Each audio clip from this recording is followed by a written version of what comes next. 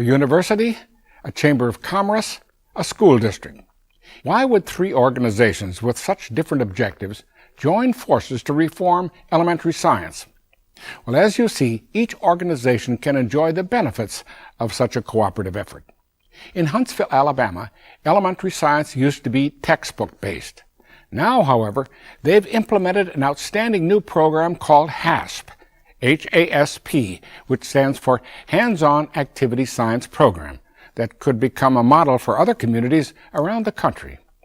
Many people from inside and outside the school system were involved in making HASP a reality. In fact, the impetus for the change originated outside the school system. About 7 years ago, here in Huntsville, Alabama, we had an idea. We had a university, we had school systems, we had local businesses, we had the local Army Missile Command and George Marshall Space Flight Center.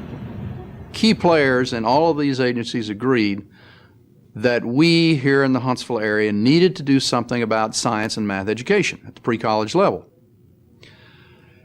And so they got together through our local Chamber of Commerce and began talking.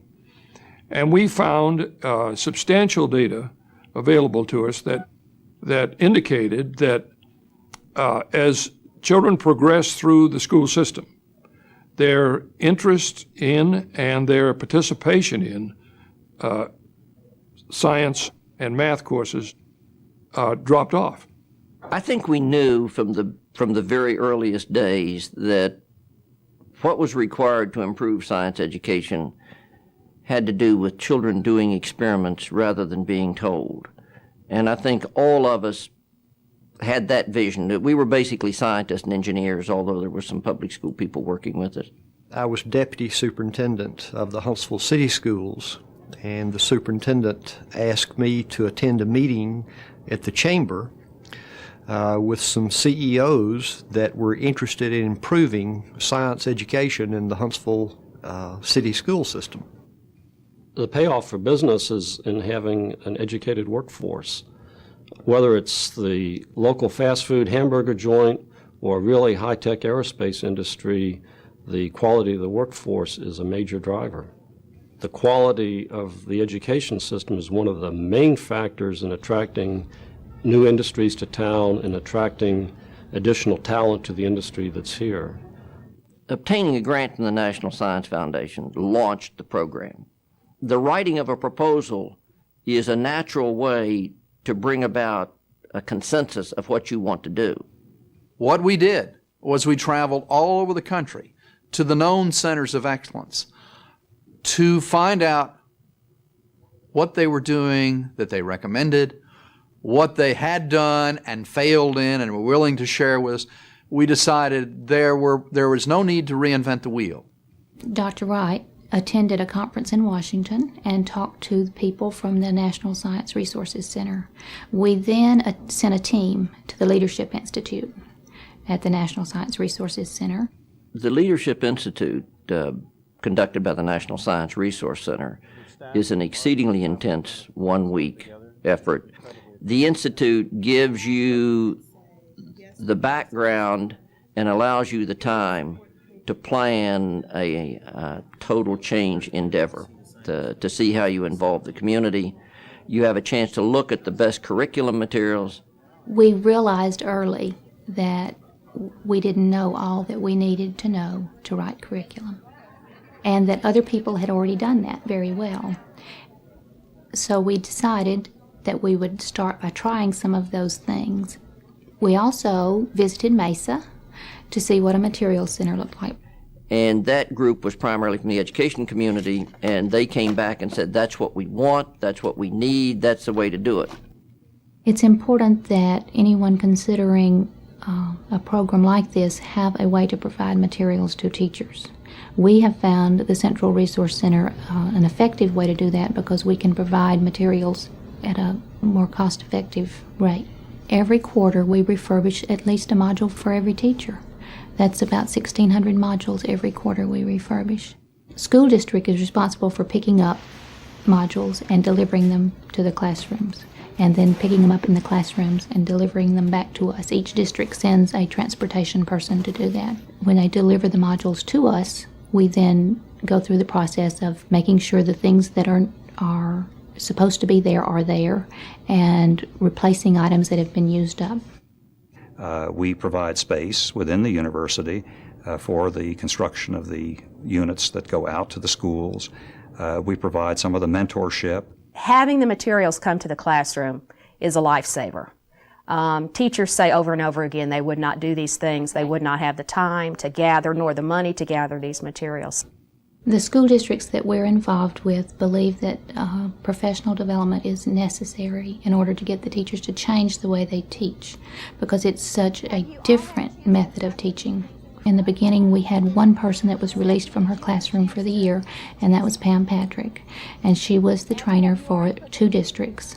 I think it was very important for the other teachers that as a trainer I was a teacher. They had a chance to, many of them, see me come to their classroom and help and try to figure out how the materials are going to work and how do you handle discipline and how do you handle setup and all of those kinds of things that many people say really are stumbling blocks for these kinds of activities. It makes a real statement to the importance of a program when a school system devotes X number of days every year to a program like HASP. That sends a clear message to teachers that science is important, that it is important enough that every year we're going to provide you the training to help make you successful in teaching kids science. They do get excited just as the kids do about the activities that they're exposed to, and they can see how they can translate those activities into their classroom. You actually get to do each unit by yourself, and you discuss it with your coworkers, and you have a teacher in there who's done the unit. And then you go back in your classroom and you do all those. And then you come back and discuss, any hang-ups or any problems. Without the training, I don't feel like that I'd be prepared to go into the classroom and teach the kids. The first real recollection, I guess, I have of visiting a classroom, and I have 2, actually, and it's hard to decipher which came first. But second graders do a butterfly experiment where we actually hatch the butterflies. And to see the excitement on second graders when those butterflies come out, it is just remarkable. Part of the reason that I think it's so important to start the elementary grades is that the reform movement will move through the grades and eventually reach the university. Well, in the long range, of course, we hope that we're going to be assisting students, and particularly, I would have to say, female students who historically have not had quite the same path to follow in science and mathematics and engineering. Basically, lab skills are the ability to manipulate apparatus with some purpose. In my experience, the students that come into the university right now are not really comfortable with that. The earlier students at the elementary level and even preschool level are just learning from their own immediate experience. I think the better off everybody would be in turning out better scientists and more interesting people. I think the shorter term payoff is lots of people feel that they would like to do something about enhancing science education. And if you're presented in your own locality with that opportunity, why not grasp it? I've seen some of these kids in the HASP program, the young ones, absolutely enamored of what they're doing, asking questions, wanting to pursue further, challenging each other, challenging the teachers.